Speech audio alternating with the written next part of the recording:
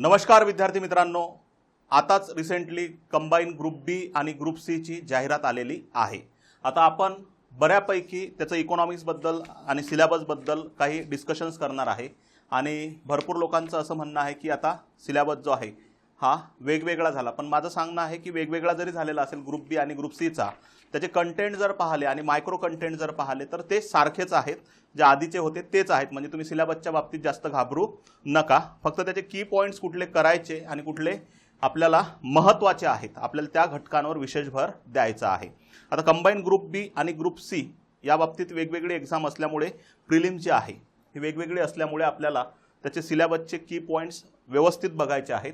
सर्वात आधी आपण सिलेबस पाहूया। या सिलेबसला अनुसरून इकॉनॉमिक्स मध्ये कसा आपल्याला स्कोर करता येईल त्याची स्ट्रॅटेजी पाहूया, सिक्वेन्स पाहूया, सिलेबस मध्ये कुठल्या घटकांवर आधी फोकस करायचा आहे तुम्हाला आणि स्कोर कसा वाढेल, जे की 15 प्रश्न आपल्याला असतात ते कसे आपले वाढतील याकडे आपण फोकस करूया आणि 2 प्रश्न तुम्हाला करंटचे असतील त्याकडे आपण फोकस करूया। 15+2 योजना वगैरे किंवा धोरणं, तसेच यूपीआय वगैरे चर्चेत असते ते प्रश्न सुद्धा आपल्याला असतात। तर 4S या पॉइंटवर आपण फोकस करणार आहे। सिलेबस, स्ट्रॅटेजी, सिक्वेन्स आणि स्कोर। जाहिरात 2024 मध्ये आली, एक्झाम जानेवारी आणि फेब्रुवारी मध्ये असणार आहे कंबाईन ग्रुप बी आणि ग्रुप सी च्या बाबतची। त्यामध्ये आज जो सिलेबस आपल्या हाती आहे, माझ्या हाती, त्या सिलेबसनुसार जर आपण बघितलं तर राष्ट्रीय उत्पन्न हे आधी सुद्धा होता, आता सुद्धा आहे, शेती, त्यानंतर उद्योग, त्यानंतर परकीय व्यापार, बँकिंग, लोकसंख्या, दारिद्र्य, बेरोजगारी, त्यानंतर मुद्रा व राजकोषीय नीती, शासकीय अर्थव्यवस्था ज्यामध्ये अर्थसंकल्प, लेखा, लेखापरीक्षण आणि इत्यादी। तर सेम जसंच तसे पॉइंट्स आहेत। ओके, ग्रुप बी संदर्भात आहेत आणि ग्रुप सी संदर्भात आहे। तर आता ही सिलेबसची कॉपी मी साईडला ठेवतो आणि आपण व्यवस्थित डिटेल चर्चा करूया। तर यामध्ये बघा, सर्वात आधी जो घटक आयोगाने दिलेला आहे राष्ट्रीय उत्पन्न, मुळात आपण राष्ट्रीय उत्पन्न हाच पॉइंट सिलेबसमध्ये असल्यामुळे आणि पुस्तकात सुद्धा बऱ्यापैकी आपल्याला सुरुवातीलाच राष्ट्रीय उत्पन्न आढळते, त्यामुळे राष्ट्रीय उत्पन्न हा आपण अभ्यासात सुरुवातीला घेतो। पण मी तुम्हाला इथं सांगितलेलं आहे की सर्वात आधी आपण सिक्वेन्स पाहूया आणि ही स्ट्रॅटेजी पाहूया, त्यानुसार आपल्याला आपलं राष्ट्रीय उत्पन्न आधी करायचं की अजून कुठले तरी घटक आहेत ते आधी करायचे ते तुम्हाला कळणार आहे। तर सर्वात आधी राष्ट्रीय उत्पन्न यामध्ये कुठं प्रश्न येतात ते आपण पॉइंट डिस्कस करूया। तर सर्वात पहिला पॉइंट बघा, राष्ट्रीय उत्पन्न या घटकावर सलग प्रश्न आढळत नाही। ओके, राष्ट्रीय उत्पन्न या घटकावर सलग प्रश्न आढळत नाही। हे सिलेबसची जी PDF आहे हे टेलिग्रामवर मी शेअर केलेली आहे, स्वराज्य अकॅडमी, स्वराज्य अकॅडमी। त्या सिलेबसची PDF तिथून तुम्ही घेऊ शकता, ठीक आहे। ही जी विश्लेषण केलेली आहे ही PDF, या घटकावर सलग प्रश्न आढळत नाहीत। म्हणजे राष्ट्रीय उत्पन्न आपल्या सिक्वेन्समध्ये हा सुरुवातीला नसला पाहिजे, हा पॉइंट चांगला लक्षात ठेवा। तसेच जे प्रश्न आयोगाने विचारलेले आहेत ते खालील घटकांवर आढळतात। मी यामध्ये पण सांगेल, 2 पॉइंट लक्षात ठेवा। आयोगाचा पेपर 2017 ते 2023 यामध्ये जर आपण ॲनालिसिस केलं तर 17 ते 21 हे पॅटर्न थोडं वेगळं आहे आणि 21 नंतरचे जे पेपर आहेत ह्या पॅटर्नचे थोडे वेगळे आहेत। तर या दोन्ही ठिकाणी आपला अप्रोच आणि आपलं जे एरिया पाहिजे अभ्यासाचा तो पॉइंट चांगला लक्षात ठेवा। त्यामध्ये जास्तीत जास्त प्रश्न आधी राष्ट्रीय उत्पन्न मापन पद्धती होत्या, ज्यामध्ये उत्पादन, उत्पन्न आणि खर्च ह्या करायच्या नाहीत का, तर करायच्या, पण फोकस पॉइंट जो आहे राष्ट्रीय उत्पन्न मोजमाप प्रयत्न व त्याबाबत असलेल्या समित्या। आता राष्ट्रीय उत्पन्न मोजमापाचे प्रयत्न आपल्याला जुन्या समित्यांवर विशेष प्रश्न विचारत नाहीत, जे की आपल्याला 1949 ची राष्ट्रीय उत्पन्न समिती जी आहे, ओके, 4 ऑगस्ट 1949 ची राष्ट्रीय उत्पन्न समितीचे अध्यक्ष जे आहेत PC महालनोबिस, सदस्य धनंजय गाडगीळ आणि VK RV राव, आणि त्यांनी केलेल्या शिफारशी, विशेष करून त्यांनी अहवाल कधी दिला, त्यांनी अंतिम अहवाल कधी दिला, या पॅटर्नचा प्रश्न इथं अपेक्षित आहे। त्यानंतर महत्त्वाची आकडेवारी, विशेष आकडेवारीवर राष्ट्रीय उत्पन्नावर मागच्या काही वर्षांचे पेपर जर पाहिले तर इथं आपल्याला आकडेवारीवर विशेष प्रश्न आढळत नाहीत। मूलभूत संकल्पना मात्र चांगल्या करा, कारण की राज्यसेवा मेन्स असेल आणि तुमची कंबाईन ग्रुप बी ची मागची मेन्स असेल तिथं आपल्याला इथं प्रश्न चांगले आढळतात। GDP, NDP, GNP, NNP ह्या कन्सेप्च्युअल क्लिअरिटी चांगल्या करून ठेवणं गरजेचं आहे। पण सिक्वेन्समध्ये हा सुरुवातीलाच हा घटक केला पाहिजे का, तर असं ॲनालिसिसनुसार सांगेल की नाही केला तरी चालते। सिक्वेन्सच्या मध्ये आपल्या सिक्वेन्समध्ये मी सांगेल की या एरियामध्ये हा घटक करणं आवश्यक आहे। तर सुरुवातीला या घटकावर एकदम तुम्ही न गेलेले चांगले। तसेच जे प्रश्न आयोगाने विचारलेले आहेत तर या घटकांवर आपल्याला प्रश्न आढळतात। ओके, राष्ट्रीय उत्पन्नाचे वैशिष्ट्य आणि समस्या, वैशिष्ट्यांवर एक वेळ प्रश्न आलेला आहे। ओके, राष्ट्रीय उत्पन्नावर वैशिष्ट्य काय विचारलं आहे की बाबा राष्ट्रीय उत्पन्न ही समग्रलक्षी संदर्भातील संकल्पना आहे आणि राष्ट्रीय उत्पन्न ही प्रवाही संकल्पना आहे. दोन्ही स्टेटमेंट ते बरोबर होते. त्या व्यतिरिक्त समस्या ज्या आहेत, विशेष प्रश्न आपल्याला इथं आढळत नाहीत, पण वैशिष्ट्यांच्या बाबतीत प्रश्न आहेत. समस्यांच्या बाबतीत राज्यसेवा मेन्सला आणि कंबाईनच्या मेन्सला अपेक्षित आहे, परंतु तिथं आपल्याला सध्या प्रिलिम्स दृष्टीने जर बघितलं तर पहिला एकदम फोकस पॉईंट हा लक्षात ठेवा, मापन पद्धती आणि ह्या संकल्पनात्मक भाग अतिशय महत्त्वाचा आहे. ओके, नेक्स्ट आहे शेती. शेती या घटकावर आपल्याला ॲव्हरेज 2 प्रश्न आढळत आहेत. आता शेतीमध्ये जर बघितलं आपण तर हरित क्रांती आणि हरित क्रांतीनंतर उत्पादनामध्ये काय वाढ झालेली आहे. जसं की सद्यस्थितीमध्ये गव्हाचं दर हेक्टरी प्रोडक्शन हे भारतामध्ये सर्वाधिक आहे. त्यानंतर तांदूळाचं उत्पादन हे आपण एकूण उत्पादनामध्ये पहिल्या क्रमांकावर आहे. त्यानंतर उत्पादनामध्ये क्रम भारतामध्ये सर्वाधिक उत्पादन कशाचं होते, जसं की तांदूळ आहे, त्यानंतर गहू आहे, त्यानंतर भरड धान्य आहे आणि मका आहे. त्यानंतर उत्पादनाच्या बाबतीत आपली जागतिक क्रमवारी, काही प्रश्न त्याबाबत सुद्धा आढळतात. जसं की भारताचं जागतिक उत्पादन, जसं की ताग ज्यूटमध्ये भारत जागतिक उत्पादनात कितव्या क्रमांकावर आहे, पहिल्या. साखर उत्पादन आहे पहिल्या क्रमांकावर, दुग्ध उत्पादन आहे पहिल्या क्रमांकावर. तर असे आपल्याला काही रँक वगैरे व्यवस्थित माहीत पाहिजे. त्यानंतर नाबार्ड जी आहे ही सुद्धा national bank for agricultural and rural development. नाबार्डची विशेष करून कार्य, तिची स्थापना कधी झाली, तिचे मुख्यालय कुठं आहे, नाबार्ड ॲक्ट जसा की 81चा नाबार्ड ॲक्ट आहे. त्यानंतर 12 जुलै 1982ला नाबार्ड स्थापन झाली, बी शिवरामन समिती आहे. आणि नाबार्ड काय काय काम करते किंवा नाबार्ड थेट शेतकऱ्यांना कर्ज देते का, की पुनर्वित्त करणारी संस्था आहे. तर या अँगलचे आपल्याला तिथं प्रश्न अपेक्षित आहे. अल्पभूधारक शेतकरी त्यांचे वाढते प्रमाण, अल्पभूधारक शेतकऱ्यांची संख्या का वाढत आहे, त्यांचे प्रमाण, या टाईपचे सुद्धा प्रश्न आपल्याला आलेले आहेत. शेती संदर्भातील योजना आणि धोरणे, तसेच विशेष सुरू केलेले मिशन, यावर सुद्धा आपल्याला, जसं की तेलबिया मिशन आता यावर्षी सुद्धा रिसेंटली जवळपास 2024-25 ते समोरच्या काही वर्षांसाठी तेलबियांबाबत, कारण की तेलबियांचं प्रोडक्शन आपलं कमी झालेलं आहे, त्याबाबतचं असलेलं मिशन. त्यानंतर श्वेतक्रांती असेल, ही केव्हा सुरू झाली होती. त्यानंतर श्वेतक्रांतीनंतर नील क्रांती, महाराष्ट्रामध्ये मत्स्य उत्पादन कुठल्या प्रकारचं होते, अंतर्गत आहे की सागरी आहे, देशामध्ये सागरी आहे की अंतर्गत आहे. तर हे इकॉनॉमिकल सर्वेचा थोडाफार डेटाबेस माहीत पाहिजे. त्यानंतर पशुगणना केलेली आहे रिसेंटली, तर पशुगणना 2019ची जी आहे तिच्यानुसार जी आकडेवारी आहे, सर्वाधिक वाढलेले पशु, सर्वाधिक कमी झालेले पशुधनामध्ये महाराष्ट्राचा भारतात कितवा क्रमांक लागतो, जसं की 7वा क्रमांक लागतो. तर हा एक डेटाबेस आपल्या माहिती असला पाहिजे. पण काही प्रश्न हे अतिशय महत्त्वाचं आहे, लॉजिकली सुद्धा सुटू शकतं. तिथं विशेष आपण वाचलेलं असेल असंच नाही, तर लॉजिकली आपलं जे जनरल बेस आहे, आपण गावातलं आहे, तर शेतीचे बऱ्यापैकी बेसिक्स माहिती असतात, त्या आधारावर सुद्धा आपण हे प्रश्न सोडू शकतो. तर शेती घटकावर आपल्याला प्रश्न महत्त्वाचे आहेत आणि आपल्याला इथं प्रश्न येतात. योजना, धोरणं आणि मिशन, ओके, यावर सुद्धा आपल्याला महत्त्वाचे पॉईंट येतात. योजना, धोरणे आणि मिशन याबाबत काही गोष्टी मी तुम्हाला समोर अजून डिस्कस करतो. उद्योगामध्ये बघा, सूक्ष्म लघु मध्यम उपक्रम अधिनियम जो MSME ॲक्ट आहे, MSME ॲक्ट हा कधीचा आहे, 2006चा आहे. यामध्ये सुधारणा झालेली आहे. या सुधारणेनुसार मायक्रोची व्याख्या, स्मॉलची व्याख्या आणि मीडियम एंटरप्राइजेसची व्याख्या, या व्याख्या ठरलेल्या आहेत. या व्याख्यांनुसार मायक्रो कुठले आहेत, स्मॉल कुठले आहेत आणि मीडियम कुठले आहेत. तर ही नवीन व्याख्या जी आहे ती नवीन व्याख्या आपल्याला माहीत पाहिजे.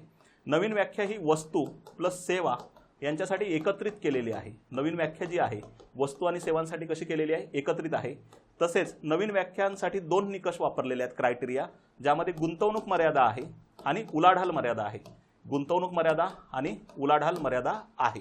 त्यामुळे MSME हा आपला पॉईंट चांगला लक्षात ठेवा. त्यानंतर आहे नवीन निकष, मिनिरत्न, नवरत्न, महारत्न. यामध्ये सध्या रिसेंटली क्रायटेरिया सतत चेंज होत राहतात, संख्या त्यांची सतत चेंज होत राहते. महारत्न कंपन्या ज्या आहेत, सध्या आता लेक्चर बनेपर्यंत आपल्या 13 महारत्न कंपन्या आहेत. तर ह्या नवरत्न, मिनिरत्न दर्जा कधी दिलेला आहे, महारत्न दर्जा कधी दिला, महारत्न कंपन्या शेवटच्या ज्या आहेत त्यांचे बऱ्यापैकी नावं लक्षात ठेवणं आपल्याला आवश्यक आहे.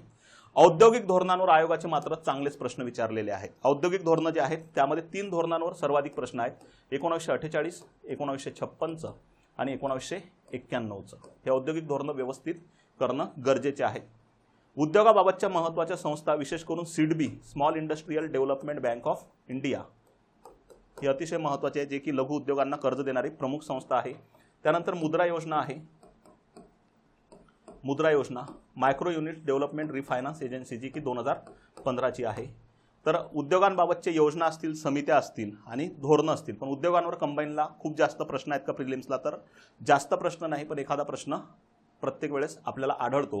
त्यानंतर जुने उद्योग कुठले, कापड उद्योगाशी संबंधित शहरं, असे जोड्या लावांचे सुद्धा आपल्याला इथं प्रश्न आढळतात. नेक्स्ट आहे परकीय व्यापार. परकीय व्यापार याबाबत कन्सेप्ट आणि फॅक्ट्स दोन्ही बाबतची आपल्याला प्रश्न तयारी करून ठेवणं गरजेचं आहे. कधी कधी कन्सेप्च्युअल सुद्धा प्रश्न विचारलेले आहेत. काही लोक असं त्यामध्ये बोलतात की फक्त आकडेवारी विशेष करा, पण आकडेवारीसोबत कन्सेप्च्युअल प्रश्न जर आला तर तो आपल्या हातातून जाऊ शकतो. त्यामुळे वरून इथं अभ्यास टाळणं गरजेचं आहे. नवीन अपडेट आकडेवारी. आकडेवारीवर विशेष जर आपण पाहिलं तर आता 2025 मध्ये जर एक्झाम देत असेल तर 22-23 ही आकडेवारी अतिशय महत्त्वाची आहे. त्यानंतर 21-22ची आकडेवारी, ही आकडेवारी करणं गरजेचं आहे, ज्यामध्ये आयातीबाबतची असेल, निर्यातीबाबतची असेल, फॉरेन डायरेक्ट इन्व्हेस्टमेंटबाबत असेल, FDI कोणत्या देशातून आला, कोणत्या क्षेत्रात आला, त्यानंतर कोणत्या राज्यात आला, यांचे क्रम लावा, याबाबतची आकडेवारी. तसेच FDI ही संकल्पना काय आहे, व्यवहार तोल संकल्पना काय आहे, व्यापार तोल संकल्पना काय आहे, फॉरेक्स रिझर्व्ह, जसं की आपला फॉरेक्स रिझर्व्ह आता रिसेंटली खूप वाढला आहे, त्याची कारणे वगैरे आपल्याला आली पाहिजे. मागच्या एक्झामला फक्त फॉरेक्स रिझर्व्ह आपण कशामध्ये ठेवतो ते कंटेंट्सवर सुद्धा प्रश्न विचारला. जसं की परकीय चलनसाठा आपण परकीय चलनामध्ये ठेवतो, त्यानंतर सोनेमध्ये ठेवतो, SDR मध्ये आहे आणि IMF कडील आरक्षित निधीमध्ये आहे. तर हा प्रश्न ग्रुप बी ला विचारलेला आहे, कंबाईनच्या मेन्सला विचारलेला आहे. त्यानंतर परकीय कर्ज, अवमूल्यन, रुपयाची परिवर्तनीयता. अवमूल्यन जे विशेष करून किती पर्सेंटने केले त्या बाबतीतले आपल्याला एरियाज क्लिअर पाहिजे. जसं की आताच्या मागच्या STI मेन्सला प्रश्न होता की तिसरं अवमूल्यन जे आहे 1991चं तर ते 3 टप्प्यांमध्ये केलं. 1 जुलै, त्यानंतर 3 जुलै आणि 15 जुलैच्या आसपास ते 3 वेळा ते डेट आपल्याला माहीत पाहिजे, ते विचारलेले आहेत. आणि एकूण अवमूल्यन कधी केलेलं आहे, 49ला केलेलं आहे, 1966ला केलेलं आहे आणि 1991ला केलेलं आहे. रुपयाची परिवर्तनीयता, यामध्ये अंशतः परिवर्तनीयता आणि दुसरी आहे पूर्णतः परिवर्तनीयता. आणि विशेष करून इथं SS तारापूर जी समिती आहे ती समिती व्यवस्थित करणं आवश्यक आहे. ओके. बँकिंग आणि RBI. बँकिंग, परंपरागत बँकिंग आणि नवीन बँकिंग मधले बदल. परंपरागत बँकिंगचा अर्थ काय होते ते बघा. SBI ॲक्ट जोड्या लावांसाठी कधीचा, 1955चा आहे. त्यानंतर SBI संलग्न कायदा जो 1959चा आहे. AD गोरवाला समिती 1951ची आहे. हे बेसिक जे आहेत आपल्याला बऱ्यापैकी इयर्स माहीत पाहिजे, जे की जोड्या लावांमधले प्रश्न जर आले तर आपल्याला सुटले पाहिजे. या व्यतिरिक्त अग्रणी बँक योजना केव्हा सुरू झाली, 1969ला, तिचे उद्दिष्ट काय आहे, त्यानंतर अग्रणी बँक योजनेबाबत कुठली समिती होती का, आहे का, तो सुद्धा एरिया क्लिअर माहीत पाहिजे. नवीन बँकिंग बदल, यामध्ये विशेष करून लक्षात ठेवा युनिफाईड पेमेंट इंटरफेस UPI हे खूप जास्त चर्चेत असते. डिजिटल बँकिंग सुविधा हे खूप जास्त चर्चेत असतात. त्यानंतर UPI बेस ATM रिसेंटली 2024 मध्ये आणलेला आहे. UPI बेस ATM हे कोणी आणलेलं आहे, जे की हिटाची फायनान्स कंपनीने आणलेला आहे. कार्डचा वापर आपल्याला करण्याची गरज नसेल. नवीन बँकिंग बदलमध्ये सर्वात खाजगी क्षेत्रातील मोठी बँक कुठली आहे, HDFC आहे. सार्वजनिक क्षेत्रातली कुठली आहे, आपली SBI आहे. सोबतच विलिनीकरण जे झाले रिसेंटली, शेवटचं विलिनीकरण, त्या बाबतीत एक आयोगाने राज्यसेवा मेन्सला प्रश्न विचारला जोड्या लावांच्या बाबतीत. तोही पॅटर्न एक महत्त्वाचा आहे. नवीन बँक, कोणती बँक कोणत्या बँकेत विलीन झालेली आहे, तोही एरिया तुम्ही चांगला करणं इथं आवश्यक आहे. त्यानंतर सिबिल स्कोर वगैरे हे खूप चर्चेत असतात. अशा गोष्टी कधी आपल्याला एवढंच विचारू शकते, सिबिलचा फुल फॉर्म काय आहे, सिबिल स्टँड फॉर. तर अशा ज्या गोष्टी आहेत ह्या आपल्या बँकिंग एरियामध्ये क्लिअर माहीत पाहिजे. या व्यतिरिक्त नरसिंहम समिती 1 आणि 2 त्यांनी केलेल्या शिफारशी, हा सुद्धा आयोगाचा एक आवडता एरिया आहे. त्यानंतर आहे रिझर्व्ह बँक ऑफ इंडिया. RBIवर विशेष, RBIने एक उद्गम स्कीम सुरू केली होती. ती स्कीम करंटमध्ये महत्त्वाची. उद्गम स्कीम जी आहे ही कशा संदर्भात आहे. या व्यतिरिक्त RBI reserve bank of India याचे चलनविषयक धोरणाची संख्यात्मक साधने कोणती आहेत, ज्यामध्ये CRR, SLR, bank rate, repo, reverse repo, त्यानंतर MSF असणार आहे. स्टँडिंग डिपॉझिट फॅसिलिटी 2022ला आणलेलं आहे. Long term repo operation, standing deposit facility, यावर सुद्धा मेन्सला प्रश्न आला, करंटमध्ये चर्चेत होतं. लॉंग टर्म रेपो ऑपरेशन, याला सुद्धा मेन्सला प्रश्न विचारून ठेवला आहे आयोगाने. म्हणजे याचा अर्थ प्रीला ते आपल्याला कधी पण रिफ्लेक्शन्स होऊ शकतात प्रश्नांमध्ये. चलनविषयक धोरण, चलनविषयक धोरणाची साधने, विशेष करून संख्यात्मक साधनांवरच भर देणं गरजेचं आहे RBIमध्ये. ओके. इथं अजून एक टॉपिक मी एक्स्ट्रा सांगेल, पैसा. पैसा हा टॉपिक आपल्याला सिलेबसमध्ये बऱ्यापैकी RBI बँकिंगला कनेक्ट होतो, कारण की पैसा सिलेबसमध्ये दिसत नाही, पण पैशावर आपल्याला आयोगाचे प्रश्न 1-2 अप्रोचला आढळतात, जे की पैशाची कार्य आहे आणि पैशाची चलन पुरवठा मापन पद्धती आहे. मागच्या वेळेस जसा की प्रश्न विचारला होता की M3 मध्ये खालीलपैकी काय मोजले जाते किंवा काय मोजले जात नाही, म्हणजे याचा अर्थ आहे M0, M1, M2, M3 आणि M4 हे चलन पुरवठा मापन थोड्या विश्लेषणात्मक करणं आवश्यक आहे. ओके. लोकसंख्या आपल्याला विशेष लक्षात ठेवा, जनगणनेच्या आकडेवारीवर कंबाईनला ना प्रश्न येतात विशेष करून, आणि राज्यसेवेला सुद्धा थेट प्रश्न येतात आकडेवारीच्या बाबतीत. कमी प्रश्न आहेत, एखाद्या वेळेस आलेला असेल तर आहे, पण आपल्याला जे प्रश्न आढळतात लोकसंख्या संक्रमण टप्पे जे आहेत त्या संक्रमण टप्प्यांच्या बाबतीत प्रश्न असतात. जसे की 3 संक्रमण टप्पे फोकस करून ठेवायचे. पहिला संक्रमण टप्पा, दुसरा आणि तिसरा. पहिल्या टप्प्यामध्ये जसं की जन्मदर जास्त, मृत्यूदर जास्त, लोकसंख्या वाढत नाही, लोकसंख्या कशी राहते, स्थिर राहते. दुसरा टप्पा जिथं की जन्मदर हा जास्त राहते, परंतु आरोग्य सुविधा, राहणीमान दर्जा वाढल्यामुळे मृत्यूदर घटतात आणि आपण शेतीकडून शिफ्ट झालेलो आहे उद्योगाकडे, त्यामुळे दुसऱ्या टप्प्यामध्ये लोकसंख्या जी आहे ही तीव्र गतीने वाढते. तिसऱ्या टप्प्यामध्ये जन्मदरही कमी होतात आणि मृत्यूदर सुद्धा कमी होतात, तिथं लोकसंख्या स्थिर होते किंवा कमी होत राहते. लोकसंख्या विषयक धोरणं जे आहेत 2, 76चं आणि 2000चं. आपल्याला विशेष करून जे प्रश्न जास्त आहेत ते 2000च्या धोरणावर आहेत. त्यामध्ये अल्पकालीन उद्दिष्टे कुठले आहेत, मध्यावधी उद्दिष्टे कुठले आहेत आणि दीर्घकालीन उद्दिष्टे कोणते आहेत, तो पॉईंट एक चांगला लक्षात ठेवा. या व्यतिरिक्त लोकसंख्या विषयक धोरणाची जे वैशिष्ट्य आहेत किंवा ध्येय होते 2010 पर्यंत गाठायची, ते सुद्धा आपल्याला टार्गेट करून ठेवा. आकडेवारी जी की जनगणनेची आहे पण ओझरती करा, कारण की तुम्ही ऑलरेडी आकडेवारी भूगोलमध्ये करत असता, त्यामुळे इथं जास्त टेन्शन घेण्याची गरज नाही. इथं टेन्शनचे पॉईंट हे 2 आहेत. या व्यतिरिक्त माता मृत्यूदर, बालमृत्यूदर आणि लोकसंख्येची घनता वगैरे हे सूत्र वगैरे संकल्पना बेसिक्स माहीत पाहिजे. जसे की लोकसंख्या लाभांश काय संकल्पना आहे यावर सुद्धा आयोगाचे प्रश्न आढळतात. त्यामुळे लोकसंख्या हा टॉपिक करताना थोडा कन्सेप्च्युअल पार्ट चांगला स्ट्रॉंग करा. आणि लोकसंख्येच्या बाबतीत आपल्याच याच यूट्यूब चॅनलवर मी एक लेक्चर अपलोड केलेलं आहे, ते सुद्धा तुम्ही बघितलं की तुम्हाला अप्रोच पूर्णपणे कळून जाणार आहे. गरिबी आयोगाची सर्वात आवडता एरिया आहे, पॉवर्टी. गरिबीच्या बाबतीत भरपूर लोक काय करणार आहे, विशेष भर समित्यांवर देणे व त्यांचे अंदाज. ओके, विशेष भर कशावर द्यायचा आहे, समित्या आणि त्यांचे काय करायचे आहेत, आपल्याला अंदाज करायचे आहेत. तर समित्यांच्या बाबतीत मी तुम्हाला एक सांगेल, समित्या बऱ्यापैकी तेंडुलकर आणि सी रंगराजन यांच्याच बाबतीत प्रश्न मागच्या एक्झाम्सला भरपूर आढळतात, पण तशी रिस्क तुम्ही घेऊ नका. राज्यसेवा मेन्स असेल किंवा मागच्या काही मेन्स ज्या आहेत त्यामध्ये काही समित्यांवर प्रश्न थोडे बदलण्याचे पॅटर्न आढळतात, जे की तुम्ही फॉलो करा. 21 नंतरचं जे पॅटर्न मी तुम्हाला बोलत आहे त्यामध्ये लकडावाला समिती यांच्यावर प्रश्न आलेला आहे. दुसरी समिती जी आहे वायके अलग, ही समिती चांगली करणे गरजेचं आहे. लकडावाला, वायके अलग, त्यानंतर तेंडुलकर हे आपण करणार, हे एव्हरग्रीन आहे. सी रंगराजन समिती ही एव्हरग्रीन आहे. ओके, तर ह्या 4 समित्या आणि या व्यतिरिक्त करंटला एखादी जर समिती आलेली असेल तर ती समिती बऱ्यापैकी करणं गरजेचे आहेत. पण फोकस पॉईंट जो आहे तेंडुलकर, सी रंगराजन असू द्या, लकडावाला आणि वायके अलग यांच्या बाबतीत ओझरता अभ्यास, त्यांची स्थापना कधी झाली आणि त्यांनी शिफारशी कधी सादर केल्या या बाबतीतले आपल्याला पॉईंट माहीत पाहिजे. जसं की वायके अलग यांनी कॅलरीजचा वापर मोठ्या प्रमाणात केला होता, ज्यांनी की ग्रामीण भागामध्ये कॅलरी 2400 आणि शहरी भागामध्ये किती सांगितल्या होत्या 2100. या अप्रोचने आपल्याला इथं जायचं आहे.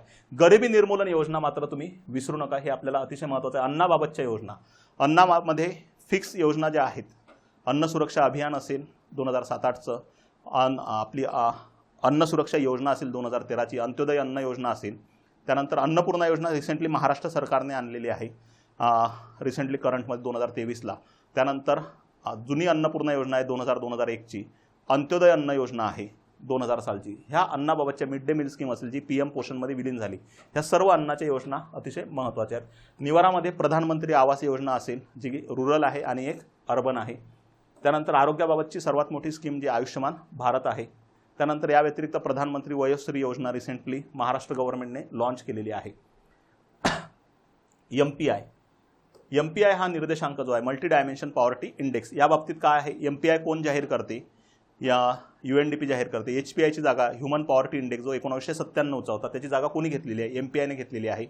या व्यतिरिक्त MPI या संदर्भात मल्टी डायमेन्शन पॉवर्टी कोणत्या स्कोरला जाहीर केली जाते 33.33%, तर च्या समोर असेल तेव्हा मल्टी डायमेन्शन पॉवर्टी आहे असं आपण म्हणू शकतो. MPIचे आयाम कुठले आहेत? आरोग्य, शिक्षण आणि राहणीमान दर्जा. हे ठरलेले पॅटर्नचे प्रश्न आहेत. तुम्ही कुठल्याही PYQ मागची बघा, तुम्हाला हे प्रश्न दिसतील. मानव विकास निर्देशांक आणि संबंधित निर्देशांक. मानव विकास निर्देशांक हा सुद्धा आयोगाचा आवडता आहे, HDI, ह्युमन डेव्हलपमेंट इंडेक्स. आता HDI याचे आयाम आपल्याला फिक्स माहीत पाहिजे, आरोग्य, शिक्षण, राहणीमान दर्जा.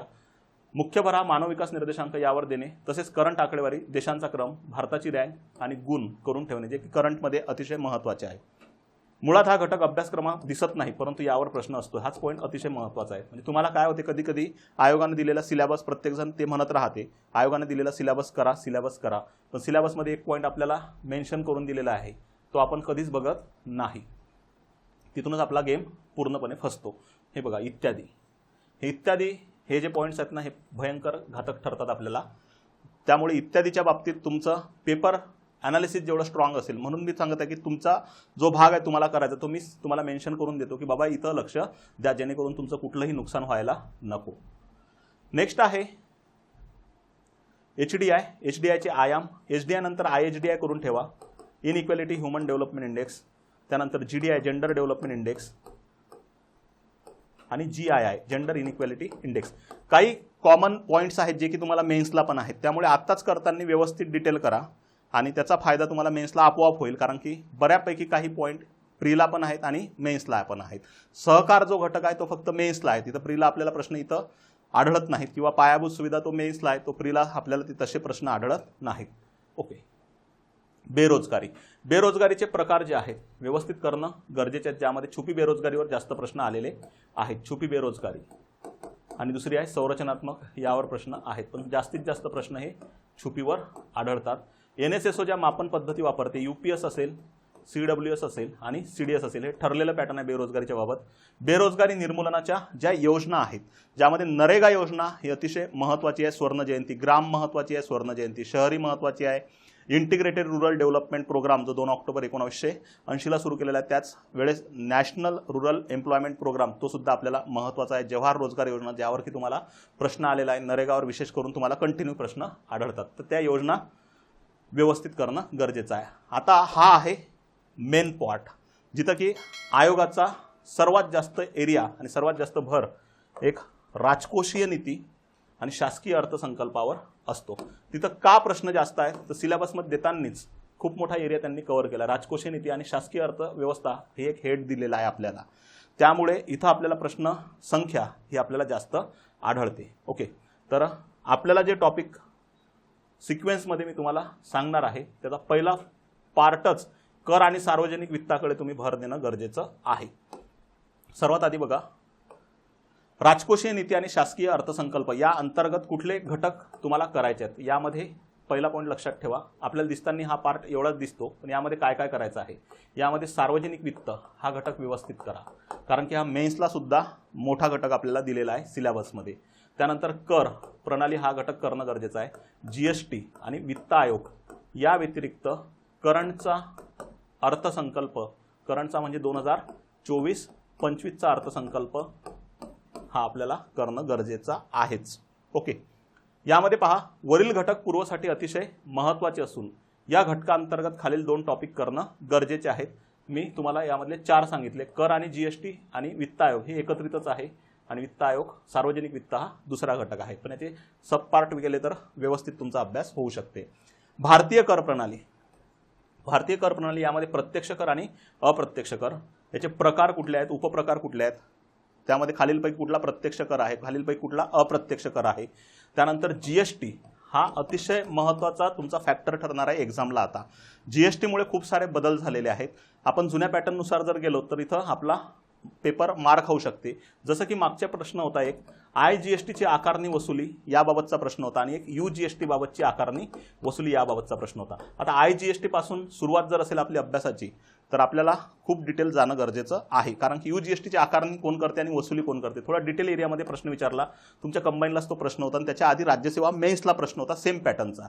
त्यामुळे इथं आपल्याला IGST, UGST असेल, SGST असेल, CGST असेल, GSTच्या बाहेर असलेले कुठल्या वस्तू आहेत, त्यानंतर GSTच्या अंतर्गत कुठल्या वस्तू आहेत, तर हा पॉईंट जीएसटी अँगलला आपल्याला खूप जास्त महत्त्वाचा आहे, कारण की सर्वात जास्त जे चर्चेत असते ती जीएसटीच असते.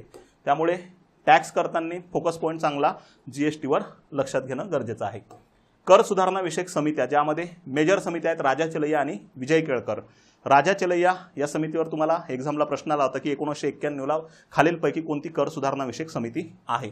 त्या अँगलचा प्रश्न कधी कधी विचारू शकते की राजा चलैया यांनी खालीलपैकी कोणत्या शिफारशी सांगितल्या नाहीत. तोच प्रश्न फिरून दुसऱ्या वेळेस सुद्धा येऊ शकते. त्यामुळे हा फोकस पॉईंट लक्षात ठेवा, राजा चलैया आणि विजय केळकर समिती. नेक्स्ट आहे वित्त आयोग. 16वा वित्त आयोग रिसेंटली जो स्थापन झाला त्याबाबत लक्षात ठेवा. त्याचे अध्यक्ष ज्या वर्षी वित्त आयोग स्थापन झालेला त्या वर्षी त्यांचं कॉम्पोजिशन विचारलेलं आहे. त्यांचे अध्यक्ष, त्यांचे सदस्य आणि त्यांचे सचिव या अँगलला आपल्याला जाणं गरजेचं आहे. 15वा वित्त आयोग, त्याबाबत संपूर्ण महत्त्वाची माहिती आपल्याला डिटेल करणं गरजेचं आहे. 15 वित्त आयोगानुसार महसूल मिळवणारे पहिले 4 राज्य, शेवटचे 4 राज्य, महाराष्ट्राला किती टक्के महसूल मिळाला आहे. त्यानंतर इतर वित्त आयोग जे आहेत ज्यामध्ये 12व्यापासून ओझरती माहिती चांगली लक्षात ठेवा, 12, 13, 14 आणि 15वा. त्यानंतर वित्त आयोगाचे अध्यक्ष जे की जोड्या लावांमध्ये असतील किंवा क्रम लावा या टाईपचे प्रश्न इथं आपल्याला येऊ शकतात.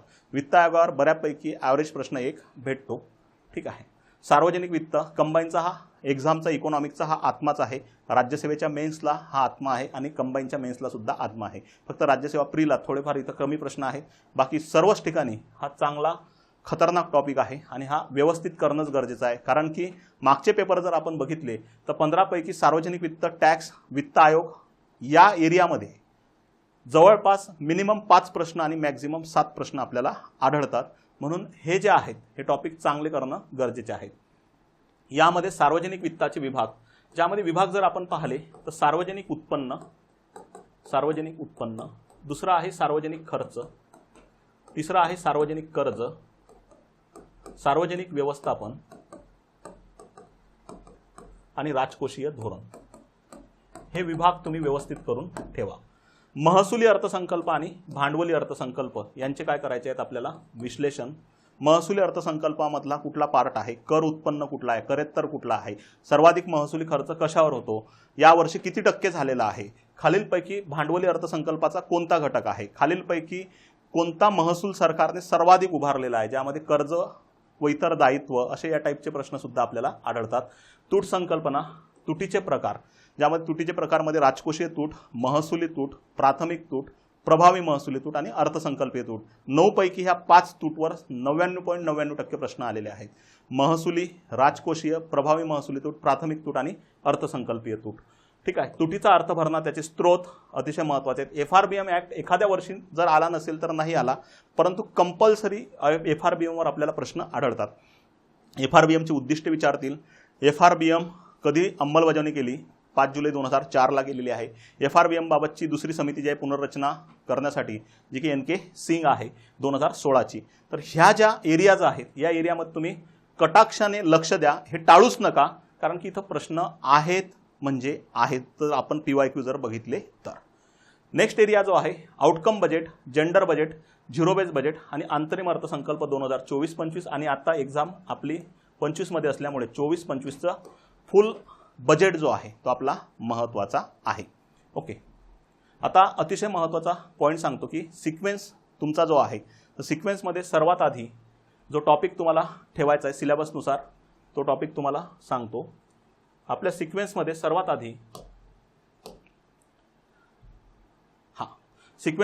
सर्वात आधी शासकीय अर्थव्यवस्था, यामध्ये 3 टॉपिक आपण बघितले. 3 टॉपिक चांगले फोकस लक्षात ठेवा, ज्यामध्ये कर, GST असेल आणि सार्वजनिक वित्त असेल. सार्वजनिक वित्त. तर हे 3 पार्ट सर्वात आधी व्यवस्थित करा, जे की आपण तिथं एक्सप्लेन केलेले आहेत. त्यानंतर सिक्वेन्समध्ये नंतर करायचं आहे दारिद्र्य किंवा गरिबी, हा एरिया व्यवस्थित करा. त्यानंतर दारिद्र्यानंतर HDI आणि संबंधित जे निर्देशांक पाले MPI वगैरे ते कनेक्टेड याला करणं गरजेचे आहे. यानंतर तुम्ही लोकसंख्या, योजना हे घटक व्यवस्थित करा. लोकसंख्या, योजना, दारिद्र्यानंतर लोकसंख्या, त्यानंतर योजना, त्यानंतर बेरोजगारी असेल, मुद्रा आणि बऱ्यापैकी राजकोषीय नीती सार्वजनिक वित्ताचाच भाग आहे. मुद्रा म्हणजेच चलनविषयक धोरण ज्यामध्ये RBI आणि बँकिंग आणि पैसा हे सोबत करणं गरजेचे आहे. बाकी तुम्ही कसेही केले तरी क्रम चालतात, पण हे 4-5 टॉपिक जे आहेत हे सुरुवातीला तुम्ही लावूनच घेतले गरजेचे आहेत, जे मी तुम्हाला इथं सांगितलेले आहेत. मी जागोजागी तुम्हाला वेगवेगळ्या योजना सांगितलेल्या आहेत, समित्या सांगितलेल्या आहेत. तर मी यावेळेस काय केलेलं आहे, आपलं जे ॲप आहे ओके इकॉनॉमिक्स बाय धनंजय मते हे प्ले स्टोअरला आहे. ते ॲपमध्ये एक स्पेशल स्टडी मटेरियल हे एक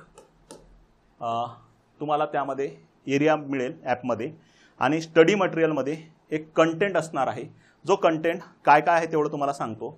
आयोगाने आजपर्यंत कंबाईन पूर्व, राज्यसेवा पूर्व, राज्यसेवा मुख्य या ठिकाणी जेवढ्या पण आयोगाने योजना विचारल्या त्या सर्व योजना व्यवस्थित विश्लेषण केलेल्या आहेत, ज्याच्या PDF आहेत.